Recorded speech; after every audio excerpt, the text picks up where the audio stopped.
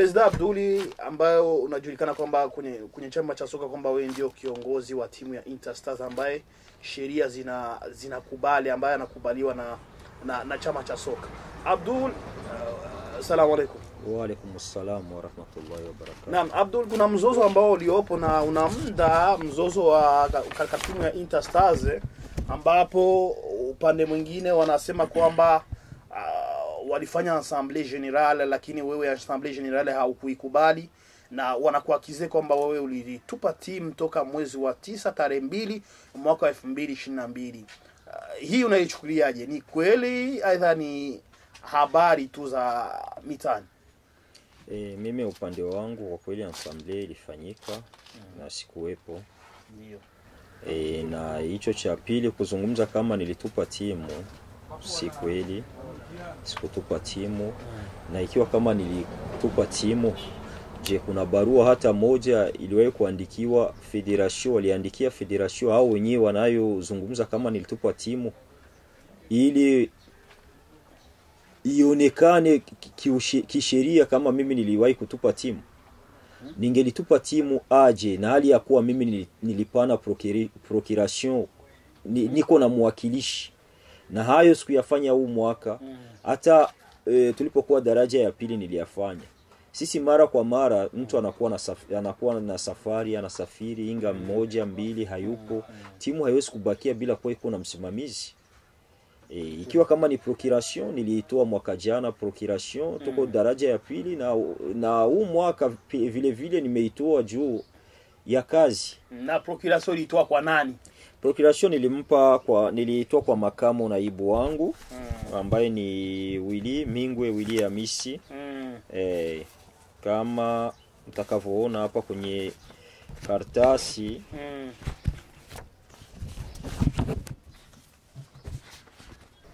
nafikiria procuration hii hapa, mkiisoma mtaona kama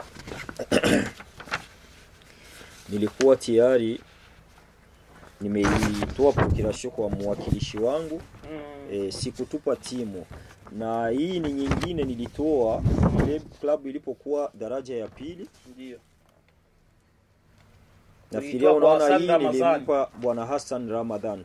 Procuration mbili ya mwaka unakwisha, daraja la pili na daraja la kwanza, mwanzo wa championnat. Kwa hiyo sasa mwakilishi wako alikuwa ni Hamisi Willy. Alikuwa ni Willy Hamisi. Kwa hiyo sasa vyote, na alikuwa ameandikwa kwa sababu wanasema kwamba wewe uli fasi ya kuchukua pesa kigega cha Interstars ni wewe ndio unaruhusiwa tu pekee. Ni kweli? Upande wa masuala ya account nitawaonesha document inahusikana masuala ya account inaandikwa watu wawili.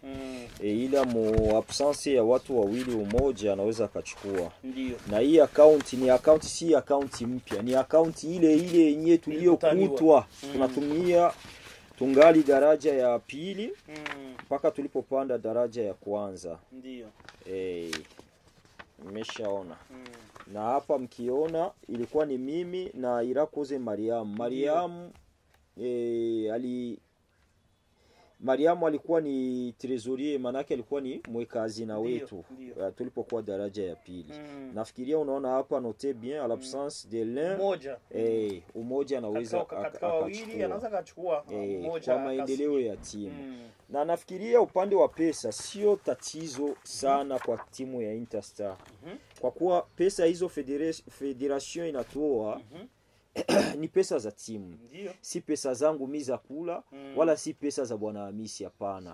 Na pesa zinapoingia kwenye akaunti, kitu cha kwanza huwa tunatizama matatizo yenye club iko nayo. Matatizo club inaweza kuwa iko na matatizo, mfano inadaiwa, panahitajika usajili, panahitajika nini, zile pesa directly tunazitoa kwenye account. Sawa, tunazitoa kwenye account kwa minajili ya kumaliza tatizo zenye ziko kwenye club. Ndio. Kwa kifupi ni hiyo. Na inasemekana kwamba zile milioni 20 zimewekwa kwenye account, na kitu ambacho wewe ulifanya, ulichukua zile milioni 20 za ambayo federation wanakuwa wanawapa wanapana kwa kila timu ya daraja la kwanza, ukachukua ukagawia wachezaji ambao ulikuwa haujamalizia pesa zao za usajili. Hii ni kweli? Kwa kweli nafikiria wamezungumza ukweli juu pesa nilichukua kwenye account tukagawia wachezaji ambao tulikuwa hatujamalizia usajili. Nafikiria tulipoanza ligi nani Fazale tulifanya recruitment za wajueri. Hata hapo ukitizama kwenye karatasi hii katika milioni 62 wachezaji tulikuwa tuliwapa milioni 29,850,000. Maana yake walikuwa bado wanatudai milioni 32. Sasa hizi pesa wachezaji tukawa tuliwapa ahadi wakati federation itatuwekea pesa kwenye account directement hizo pesa tutawakabizi wachezaji wote hao wenye wako wanapiga kelele ya pesa wanafahamu vizuri kuwa hizo pesa hizo sio za kwetu, ni pesa za wachezaji. Na wewe hasa kusudi huu mzozo umalizike, wewe kama Abdul unataka nini pafanyike nini? Mimi upande wangu ni yale nilipowaambia tarehe 15 tulipofanya kikao. Tulipofanya kikao hatukuelewana kwenye hicho kikao, pakawa mzozo mkubwa sana.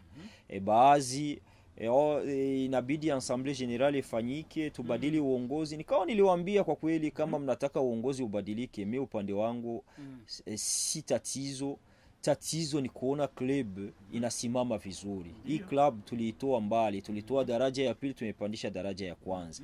Na hakuna kitu kinaweza kikafanyika tanke watu hawajakaa. Waongee, wachukue njia nzuri yenye itaifanya club kuwa na maendeleo mazuri. Wekeni tume ya watu 5 siku ya Ijumaa asubuhi mje tujadili na hiyo na ushahidi huko na wenyewe wamekubali hicho kitu wanakifahamu. Tuzungumzie haya matatizo yako kwenye club na tupangilie mikakati ya kufanya Assemblée Générale ya wote. Itakuwa ni vizuri zaidi. Na wanasema kwamba mmeenda siku ya jana mkaenda kusamba, aidha federation iliwaita na akawa amempa sheria Mingu ya Miswahili. Ni kweli? Si kweli. Kwa kuwa commission iko chargée na masuala ya litige, walitwita wakatusikiliza na nafikiria deba ilikuwa inasimamia Assemblée Générale.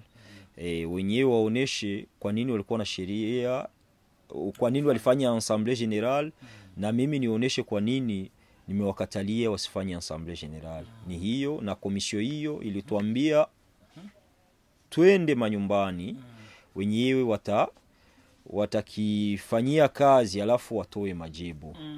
Tuambia hapa kwamba wewe unahitaji Assemblée Générale mpya, wafanye Assemblée Générale nyingine. Ikifanyika hiyo Assemblée Générale wakawa hawamekutoa wewe, hawakuchagua wewe tena, hakuna madai, hakuna kitu ambacho utaidai timu, aidha zile pesa zako ambazo uliwekeza na nini, kwa sababu ulikuwa kiongozi, hakuna kitu ambacho utaidai Interstars? Mimi nafikiria kuwa kiongozi ni kimoja na kuwekeza ni kingine, ni vitu viwili tofauti. Actionnaire kama actionnaire, ushakuwa actionnaire maana ni hisa unaweka kwenye kitu. Ushaweka hisa zako, kisheria hisa hakuna kwenye zitakwenda. Wewe unaweza ukatoka, hisa zako ziko pale pale, sawa na sheria. Kwa kuwa sikulazimisha mtu akubaliane na masuala ya hisa, ni fikra ya wote ambao tulikusanyika, tulikuwa zaidi ya watu 31. Na katika hiyo program akiwemo Ahmad Sefu ambaye ni naibu wa pili kiongozi. Hapa mnaona Habimana Abdul Dinga naye ni naibu kiongozi, na Willy Mingwe Amisi sawa naye vile vile ni kiongozi. Wote tulikubaliana. Unaweza ukasoma document hii utizame uone kama yote yenyewe wako wanazungumza habari zenye si za kweli. Tulichozungumza decision zote niko nazo, sawa na gisi niliwaambia kila mnachohitaji kwenye club chenye hamna, njooni tukae tuzungumze niwaoneshe. Nafikiria mimi niko na decision zote zenye tulikubaliana kwenye club. Sasa masuala ya hisa ni kimoja na masuala ya uongozi ni wengine. Hakika uongozi ni dhamana. Leo mimi, kesho mwingine, na jana palikuwa mwingine, na kesho yake patakuja mwingine. Hii sio mpira kusema ni urisi niliachiwa na babu nibaki kwenye club kama waliokuwa wengi hawataki nibaki kwenye club. Hapana. Na kupishana kwenye association ni vizuri zaidi. Si tatizo. Na bila kwenda mbali, mimi muhula wangu ungeishana na mwezi wa 8. Maana yake mwezi wa 8 huyu mwaka mwezi wa 8 ningekuwa nimemaliza. Sidhani kama hiyo ilikuwa ni tatizo sana. Na inasemekana tena wanakuakize pia kwamba ulichukua zile pesa ambazo uliwapa wachezaji wako tu wa Deira, kwa sababu ulichukua wachezaji wa Deira ukawaleta kwenye timu ya Interstars. Hii unaliongelea vipi kiongozi? Mimi kwa kweli ni ile wanakuambia mtu anapotaka kuongea wala anapotaka kutusi hachagui tusi. Mkitizama watu hawa tuko pamoja, mimi sijui wana mind gani. Tunatofautiana. Kila mtu kuna gisi Mungu alimuumba. Ni sawa na gisi unaona Pico Shutma nilichukua jezi ku federation nikaipana kwenye timu yangu nikainyima club Interstar. Hizi Shutma zote hivi kwa kweli mnaona kama ni ukweli? Lakini acha niwaambie baadhi ya mashabiki na labda uongozi wa Interstars ni kwamba mimi niliongea na Karera sema kwamba jezi mpaka sasa zipo kwenye OBR, kwa sababu kuna vitu ambavyo kuna sheria ambazo zilikuwa zimechukua zile jezi, hizo jezi kawa hazikuvikwa vitu fulani. Ni timu 3, ni Musongati, Dynamic pamoja na Interstar. Lakini leo ni kweli nilisikia kwamba wanakuakize kwamba ulichukua jezi. Kwa kweli niliongea na wakuu wa chama cha soka, wamenithibitishia kwa kweli kwamba Abduli hana jezi. Hiyo mlisikie na leo, na ushahidi mkiutaka muda wote nitawapa. Walinihakikishia kwamba Deni Karera mwenyewe peke ambaye alikuwa na uwezo wa kupata hizo jezi, na timu yake yenyewe peke haikuweza kupata jezi, na ilikuwa ni mandaya. Wanasema kwamba ni mandaya Reverie, sio mandaya ya Muyenge Alexandre, kiongozi mpya president. Unasema kwamba wamekuakize hivyo, hili ni kama inatoka hii ya kusema au wachezaji sijui umewapa pesa ni wachezaji wako, alafu umechukua ile siku ambao wamepokeza mshahara, wewe ndio unachukua wachezaji, alafu zile milioni 2 unaziwapa leo. Kwa nini unaziwapa leo? Watu wanasema kwamba unameziwapa kwa sababu kuna mzozo ambao uliopo, ndio maana umechukua zile pesa ukawapa.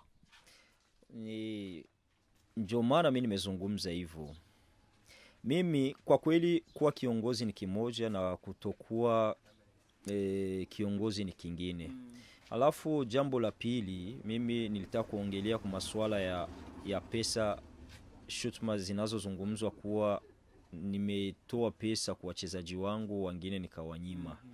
Mimi list niko nayo.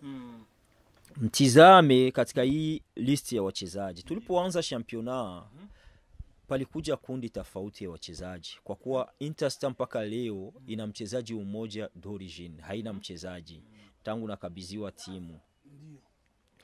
Tulipofanya usajili sawa, kwanza acha niingie kwenye source kwenye hiyo deba vizuri.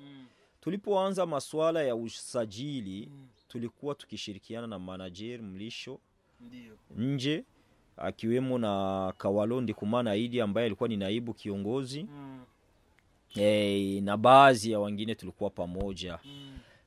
Tukawa kwanza tumefanya mikataba kusema wachezaji tutawapa mikataba mikubwa ili wajitume zaidi na kuwapa mishahara mizuri. Manake tulikuwa na idea kufanya equipe professionnelle, tukishirikiana na hao wakina Hassan na wengine.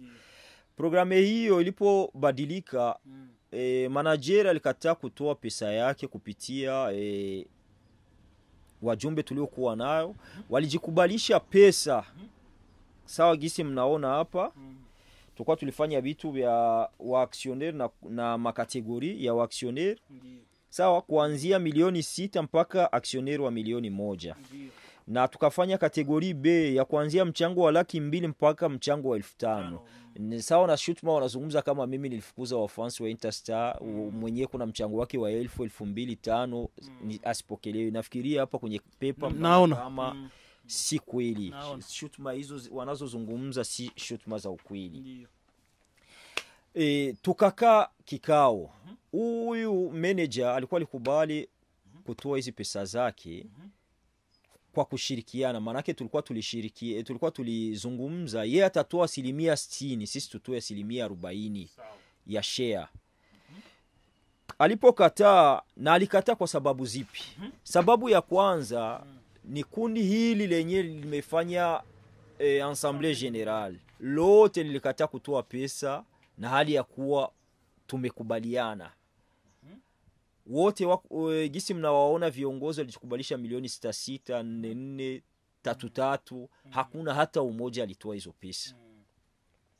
Ikaonekana tulipoanza programu ya recruitment wachezaji, hizi pesa zitakuwa nyingi, na hizi pesa ilikuwa zitoke sehemu tofauti.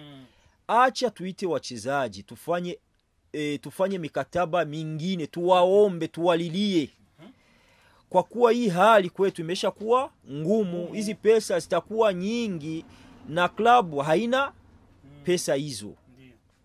Ikabidi tuite wachezaji, hali ya kuwa mikataba tayari imeshafanya nini, imeshatangulia kwenye federation. Tukazungumza na wachezaji, tukafanya avena ya mikataba. Ndio hiyo mko mnasikia wanazungumza, kuna mikataba miwili, kuna mikataba hivi. Hayo yote wanayafahamu. Hata nikitoa mikataba hapa mtaona mikataba yote iliandikwa, na muandiko ilikuwa inaandikwa na nani, ambaye ni secretary wetu general ambaye ni Hassan. Sasa tulipoanza usajili, kundi la kwanza likubwa lionekana ni wachezaji wengi sio wa klabu ya Interstar, wala sio wachezaji wa kutokea mklabu ya akademi ya Deira. Kwa kuwa Interstar na Deira walikuwa walishafanya partnership pamoja, nikawambia ili si tatizo. Hawa waliotoka huku kwa klabu ya Deira tunaweza pesa zao tukawapa phase retour. Lakini hao wageni sawa, acha tuwamalizie wajitume, kwa kuwa kumweka mchezaji kwenye ligi sawa, bila kumpa pesa yake hawawezi kuwa na uaminifu na sisi 100%. Napata kuwa vurugu mara kwa mara, tunasimamisha, hatujapata pesa zetu mara hichi, kitu kama hicho. Kwenye kikao sisi wote tulikubaliana hicho kitu. Umeshasikia? Na hapa sio kusema kama ni wachezaji tu wa Deira. Wachezaji wa Deira walikuwa kama wachezaji 9 kitu kama hicho. Na wengine si wa Deira. Hata hapa kwenye pepa nikikuonesha utaona kama hivi hapa Nahima na Claude, Papa Claude alikuwa alipewa pesa nusu. Ni mchezaji wa Deira? Si mchezaji wa Deira. Nikikuonesha hapa Musa Mohamed alipewa pesa nusu. Ni mchezaji wa Deira? Si mchezaji wa Deira. Nikuonesha hapa Hussein Mohamed alipewa pesa nusu. Ni mchezaji wa Deira? Si mchezaji wa Deira. Hawa ni wageni ila walikubali kuchezea deni. Kwa nini tushindwe kuwapa pesa zao? Hao wote uliwapa msukuzi na kuishi? Wote nimewapa. Haya, pamekuja Piko Bilo Bilali. Huyu kijana ni mchezaji wa Deira? Sio mchezaji wa Deira. Ni mchezaji wa Saint Augustin. Haya, Piko kuna mchezaji mwingine hapa. Kuna mchezaji mtoto wa Mzee Seti Asmani. Asmani Akbari. Hata mkimuuliza ni mchezaji wa Deira? Si mchezaji wa Deira. Ila na yeye nilimpa. Sasa hizo shutuma zenyewe wanazungumza niliwapa wachezaji wa Deira, si kweli. Manake ni wachezaji wa Deira na wachezaji wenyewe si wa Deira. Wote walipewa katika hizo pesa. Isipokuwa wangebadili kauli. Hii kauli si nzuri. Ni kauli haiwezi kujenga. Ni kauli wanapoelekea ni kauli ya kuibomoa timu. Wenyewe shutuma zao wanazungumza kama mimi nilitoa pesa juu ibomoe klabu. Hapana. Fanyeni uchunguzi, tafuteni wachezaji wote hao waliopewa pesa. Muwaulize tulipokuwa Fazale niliwaambia kitu gani? Mwe ni wachezaji wetu. Mnatufahamu na mnajua kama hatuwezi tukawazulumu pesa zenu. Kwa nini federation itoe pesa? Sisi hizi pesa tuziweke upande wetu. Hizi pesa tulikubaliana ni pesa za kuwapa wachezaji recruitment zao. Waje kwanza hivi ilikuwa waje. Sawa, tukae pamoja na pesa zimebaki. Sawa, tumalizie wachezaji. Kwa kuwa wenye share zao hawajatoa mpaka leo. Wangeleta hizo share walizojikubalisha, tumalizie wachezaji pesa yao. Kwa kuwa pesa hapa ilikuwa ni milioni 32 na 150,000. Sasa milioni 20 itamaliza milioni 32. Ni kwamba zile milioni 20 zimekwisha zote. Zote zinakwisha na tunapasha tuongeze milioni 12 na 150,000. Ili club wachezaji tumalize championnat hawadai timu. Ina maana kuna wachezaji ambao hawakupata. Kuna baadhi hawajapata, niliwapa nusu. Mtafanya nini sasa ili wapate? Ni hicho sawa na gisi nilizungumza hata jana. Sawa? Si muda wa malumbano. Huo ni muda sisi wote tukae sehemu moja kwa faida ya Interstar na wana Interstar. Na cha pili tuache kudanganya watu na ulimwengu. Haya yote mko mnapita pembeni, mnazungumza, mnafanya hivi. Mwe wote mnatambua kama hakuna nilichokifanya peke yangu, hatuko pamoja. Naweza nikatoa decision zaidi ya 10. Decision zote tulifanya mklabu ya Interstar. Wote wamo. Wote wamo. Haijawa trop tard. Timu yetu iko kwenye nafasi nzuri, nafasi ya 9. Sawa? Ndiyo. Tujumuike pamoja kwa swala la Interstar. Kama kuna tatizo, sawa na gisi nilizungumza, tuitishe ensemble generale ya sisi wote kwa jumla. Tujumuike pamoja, tutatue matatizo yako kwenye club. Ikiwa atakabiziwa wili timu kwa nia moja haina shida. Ikiwa timu itabakia inaongozwa na mimi haina shida, lakini kila kitu kichukue njia yake kwa maridhiano. Mimi club nilichukua club iko daraja ya pili, inadaiwa milioni 15 na 260,000. Ndio. Sawa? Ndio.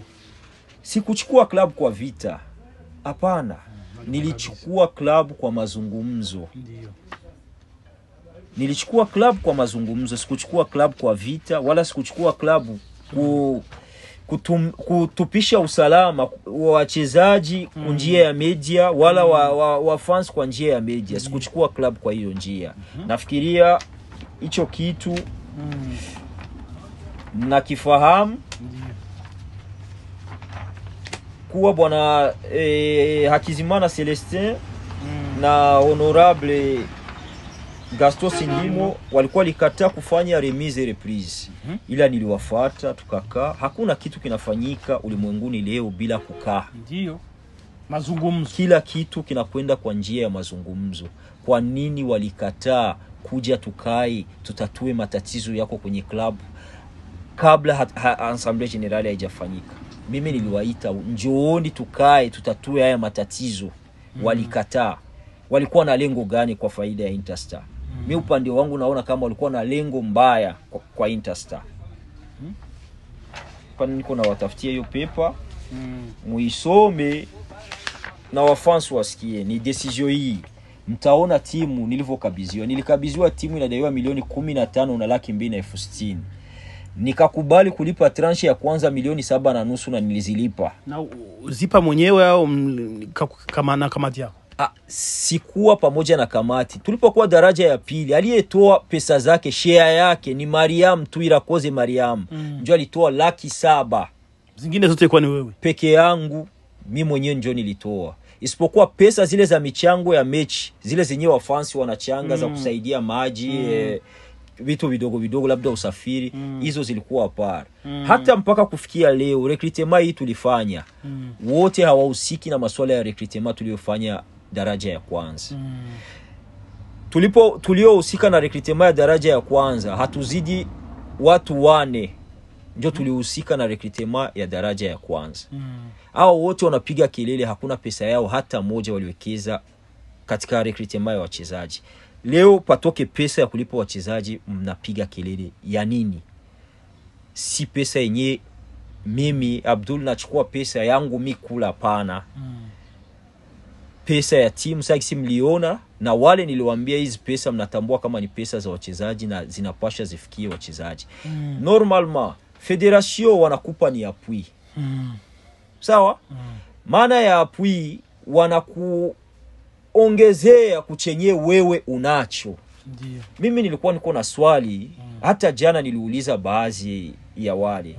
Je, mwe mlifanya ensemble general kwa kutegemea appui peke yake ya federation, wala mlifanya ensemble general kuchukua uongozi na mwe mko na pesa yenu ya kuendeleza timu? Na ikiwa kama ni appui peke yake, basi hawataweza kuiongoza timu kwa kuwa timu ina mambo mengi. Unaona? Appui federation inakuapuie kuchenye wewe unacho. Sasa hizi pesa kwa sasa ni historia, zimekwisha. Klabu itaongozwa aje? Waje tukae, kama uwezo hawana, sisi wote tuwekeze uwezo wetu kumeza, tuendeleze club ifanye vizuri zaidi. Sawa na gisi tulikubaliana mwanzo. Haijawa trop tard. Sisi tulitoa pesa zetu mwanzo, tuko tayari kuongeza tena share zetu ili club ifanye zaidi, vizuri zaidi. Waje waoneshe even za kwetu hizi tunawekeza, na sisi tuongeze katika hizo share ili Interstar ifanye vizuri zaidi. Sisi tuko tayari. Wanasema kuwapa zile pesa wachezaji ni corruption. Unaona viongeleaje? Upande wangu si corruption, kwa kuwa ingelikuwa ni corruption. Hivi wewe mtoto uliyelea unaweza ukampa rushwa ili umuongozi afanye kitu fulani? Nauliza swali langu. Mtoto uliyelea wewe kama mzazi, wewe unampa maelekezo fanya hivi. Mimi niko na hata voice na nifungue washabiki wasikie. Hapo wanapotoa shutuma kuwa mimi kuna sana ziwia wachezaji wasichezi na ziwia hivi, hizo shutuma zote ni za uongo. Bali mimi ni wa kwanza nilishauri wachezaji wasiache kucheza kwa faida yao. Acha nifungue moja baadhi wasikie ili kesho kutu wasirudi kuwa wanatoa shutuma za uongo. Hapana. Wale wanabuni maneno kwa faida zao, sio kwa faida ya timu. Mimi nafahamu kwenye nilitoa Interstar. Na kama niliitoa daraja ya pili na lengo baya, singeitoa daraja ya pili, ningeiacha kwa kuwa nilikuwa nilishanunua plus ya Dera FC Academy. Ningeliacha. Kama niliitoa daraja ya pili kuipandisha daraja ya kwanza, kwa nini niharibu ilishafika daraja ya kwanza? Sikushindwa kufanya hayo yenyewe wanayozungumza. Club iko daraja ya pili. Ni kweli. Acha niwape hiyo voice mashabiki wasikie. Mimi nafikiria cha kwanza, mimi kijana huyu ni kijana mwenye mashabiki wote katika Interstar wanampenda, ambaye anaitwa kwa jina ya Destin. Soma hapa, wasomee hapa. Vipi Peti, uko bien na famille? Mama ajambo, umsalimie. Peti, unakosea sana kusimamisha zoezi. Hata kama mnadai, fanya zoezi na machi cheza. Hakuna mwenye atawazulumu kabisa. Alafu hii kwako ni okazio ya kucheza. Nili washauri msiachi kufanya zoezi au kucheza Destin. Mzee niko sawa, na mshukuru Mungu kwa ila hali, na mama iko sawa kabisa, mdogo. Kwa na maiza sikuwa na umma, iko vibaya maybe. Mimi ni afadhali pole pole. Alafu mzee mimi najua kama nakuheshimia sana. Nakuheshimia sana tena sana. Wewe ni mzazi wangu, najua kabisa. Ndio ni vitu mimi najua kama mzazi wangu, na usinishauri vibaya. Lakini mzee, cha kwanza mimi nitanisamee nimesimamisha zoezi juu ya matatizo yangu na mimi. Hawa jamaa wanaona kama jinsi wanaishi, jinsi na wengine wanaishi, wote tunaishi tofauti, no? Tunaishi tofauti. Mpaka watu tunaishi msirago mbaya, wengine wanaishi msirago nzuri. Sasa kwa hiyo mimi nimewaambiaga, nikamwambia depuis mapema, nikamwambia wana mfanye nguvu mtutafutie hela yangu. Nikamwambia kivyangu, wakasema sawa. Acha tutaviongea tu tutakutafutia hela yako. Kakausheni, nikacheza machi ya Dinamiki, kakausheni. Sasa machi ya Dinamiki kuisha, nikaona banyiti. Ndio sasa nikaanza kulashe sasa, nikaanza kuviacha juu naona hawa jamaa kwa nitangani. Nimeshaona. Ndio. Tumesikia. Kwa kifupi, unaona kama mimi sijawahi. Nafikiri kwamba wale ambao walikuwa wanasema kwamba wewe unataka ugawe timu, unataka ugawe wachezaji, waache kucheza. Nafikiri kwamba wamesikia wenyewe. Mimi sio lengo langu wala hata siku moja sijawa na hiyo ndoto ya kugawa wachezaji. Na ningeliwagawa wachezaji, ningeliwagawa haya matatizo yameanza. Nafikiria wachezaji wote hao wako kwenye hiyo pepa, mimi njoo niliwa recruiter. Nilikuwa na uwezo wa kuambia hii kamati imefanya uchaguzi, msiunge mkono. Si ndio? Lakini na kuonesha kama mimi sijawahi kuwaziwia wala kuwakataza watoto kucheza. Hii message niliongea na ukijana, mimi niko Dubai, hata nikitoa passport yangu kaangalia hiyo tariki, nilikuwa siko Burundi. Ndio. Ila nilipopata message kijana huyu afanye zoezi, anasumbuana, nilimwandikia. Niko na ushahidi, hata wenyewe si wa kwangu. Wako. Nazungumza na waandikia message na waambia ni makosa kusimamisha kwa matatizo haya. Kama kuna tatizo nenda kazini, wakupe pesa. Sawa, katatue matatizo yako, ila usiache kucheza. Sasa kama ningelitaka kufanya division mimi, kwanza una timu, singe ngoja kuwaita pembeni ni wape corruption. Hapana. Sasa kisi unasikia na kuheshimu wewe ni mzazi wangu. Maana yake neno lolote lile lenye nitamuamrisha kafanye, atalifanya. Kwa nini mimi ni mshauri kufanya vibaya? Nitakuwa namharibia kariere yake. Na kariere ya football tunatambua kama ya miaka hii ni miaka midogo, si kama miaka ya zamani. Kwa nini kama ni watoto lielea washauri kufanya vibaya? Njia nyingi za kufanya zipo, lakini mimi hapana, si roho yangu. Roho yangu si roho ya Wili wala si roho ya Dinga, hapana. Kila mtu kuna gisi Mungu alimuumba. Wenyewe sasa hivi wanageuza. Mwanzo walikuwa wanazungumza president ameziwia zile pesa ili ajilipe pesa zake. Sasa leo inakuwa tena amewapa wachezaji pesa kama corruption. Sasa hapa kwa lile swala walilozungumzia mwanzo na ila pili, la wapi la kweli? Ikiwa kama hawa watu leo walishutumu FFB, wakamshutumu secrétaire général, wakamshutumu Denis Karera ambaye mweka hazina wa federation. Sawa? Na hayo yote yenyewe waliwashtumu, mmefanya uchunguzi, nilifanya uchunguzi, mkakuta si kweli. Sasa haya yenyewe wako nazungumza hizo shutuma ni za ukweli. Na ndio maana nimekuja hapa nikasema acha nije nimjumulizia Abduli mengi zaidi afunguke. Hizi shutuma si za kweli. Na siku za usoni mimi nitafanya article ya kuweka wazi kila kitu cha Interstar ili watu wote wajue ukweli wenye uko ndani ya Interstar, kuanzia daraja ya pili mpaka daraja ya kwanza, Mwenyezi Mungu akituwezesha. Kwa kuwa tatizo tunayo kwenye jamii yetu ya Interstar, tunapoitisha vikao vya wengi watu hawaji. Ndio. Umeshasikia. Lakini panapotokea tu tatizo, wewe kama bwana Bosinga ukizungumza tu bwana ule wana alifanya hichi, wamemba wote wafanao wote wanachukulia hilo neno. Hawamsogelei mtu kumuuliza ili wapate ukweli. Ndio. Wanafika wanatembelea hiyo neno, kwa neno yenye Bosingo alifikisha ndio neno la ukweli. Hayo ndio matatizo tunayo kwenye Interstar. Neno la mwisho Neno la mwisho kwa mashabiki, viongozi, federation. Neno langu la mwisho kwa kweli haijawa trop tard. Haijawa trop tard.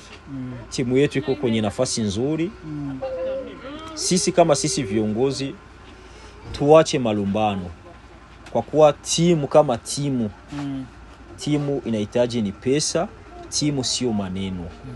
Timu ni vitendo. Waje tukae chini tutatue mzozo ulioko kati ya viongozi. Kwa kuwa timu yetu haikuwa affect. Timu ingelikuwa affect haingefanya vizuri. Na zile shutuma wanazungumza kama mimi nimegawa timu. Timu haingefanya vizuri kama nimeigawa. Mpaka sasa haijapoteza. Timu haijapoteza na inafanya vizuri. Umeshaona. Na kingine tutakapokaa tukajadili matatizo mbalimbali, turudie tuitishe assemblée générale ya wote yenye kila umoja atarizika, pande zote mbili zitarizika kuyale yenye tumekubaliana. Unaona? Mpira sio uadui, mpira ni fair play. Sasa fair play tukikosa sisi viongozi, wachezaji tunawafunza nini?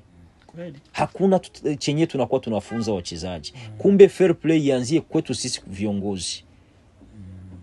Na federation kwa kweli tunaishukuru kwa hizi hatua, na haya kweli yawe yanafanyika. Kwa kuwa katika Interstar kuna kundi lenye kama haujafanya yale wanayoyataka wenyewe kwa madai yao, basi wewe kama kiongozi hauwezi kuwa na muda. Haya matatizo yenyewe yako katika Interstar, chunguzeni timu zote hakuna. Je, Vitalo sio association? Msongati sio association? Tizama huyu muhula ni muhula wa Honorable Gaston Sindimo. Gaston Sindimo ametolewa kwa nguvu. Sawa? Haya, na mimi wamechukua tena hiyo fursa, nimetolewa kwa nguvu. Rudia huko nyuma, Deo Ngendahayo ametolewa kwa nguvu. Angalia kina Basabosi wametolewa kwa nguvu. Angalia Sioni ametolewa kwa nguvu. Sasa ukichunguza haya matatizo yako kwenye Interstar, je, viongozi tunjoa na matatizo mu Interstar? Ili neno la kuzungumza timu ni ya wafana, hii neno njo neno lenye kuharibu Interstar. Wafana wanatoa ngapi? Wafana hapa hata nikikuonesha mchango wa 2000, 3000, 5000. Nilianza harakati tuko daraja ya pili. Wajiandikishe wafana wote 1500 ili wapate kadi. Wote Interstar na wafana wanazungumza zaidi ya milioni. Lakini waliojisajili hawafiki hata wafana 100. Miaka miwili nimemaliza na wafana 73. Franga 1500. 1500. Sawa na gisi mliona kwa ile pepa niliwaonesha. Unaona madokima zote. Franga 1500 wafana 73. Sasa wewe wafana 73, mwe mko tayari kila mwaka kubadilisha viongozi mara 2 mara 3. Kwa kweli mimi ningeomba federation iweke sheria. Sheria ya kulinda viongozi wanapowekeza kwenye club. Kwa kweli itekelezwe, itakuwa ni vizuri zaidi. Kwa kuwa hakuna gisi mtu ataleta vitu vyake kuwekeza kwenye club, alafu paje kundi ya watu hatumtaki tunamtoa. Barua iandikwe na kiongozi huyo hatolewe. Kwa kweli hiyo sio sheria. Ukichunguza unazungumza sisi ni wafana, sisi ni wamambre wa Interstar. Miezi 3 bila kutoa mchango, cotisation, hauko mambre wala hauko fana. Kwa leo nikichunguza ile assemblée générale haiko kisheria, kwa kuwa wale wa mambre wote walienda mu assemblée générale. Hawana cotisation ya association miezi 3. Wote hawana. Hapana miezi 3. Tangu mwaka jana hadi leo hawako. Viongozi hao wenyewe wanajiita wenyewe ni viongozi. Hawakuandika demande ya adhesion mclub. Hawana hata barua ya kuomba kuingia mclub. Umeshasikia. Leo wenyewe wanazungumzia sheria ya statut na reglement. Katika hiyo sheria yenyewe hawamo. Hawakufuatisha sheria. Decision zote tulikubaliana hakuna kitakachofanyika bila kuwa wenyewe waliwekeza mklabu. Sawa? Hawajaliafiki. Wanalifahamu na wenyewe walisaini kwenye hiyo sheria. Umeshaona. Haya yote yafatishwe kwenye klabu ya Interstar. Kweli. Naam. Tunakushukuru. Nami pia nashukuru ndugu mtangazaji. Naam, nafikiri mashabiki waliopo nje ya nchi, diaspora, mashabiki wa Interstar waliopo nchini Burundi, sehemu mbalimbali mmesikia kitu ambacho Abdul Karim ameongea, na ameongea vitu ambavyo nafikiri kama nyinyi mnafaa kuelewa, mmeelewa. Na kushukuruni nyie sasa wote ambao mmeweza kutufuatilia, na kutakieni mchana mwema. Asalamu alaykum. Wa alaykum assalam.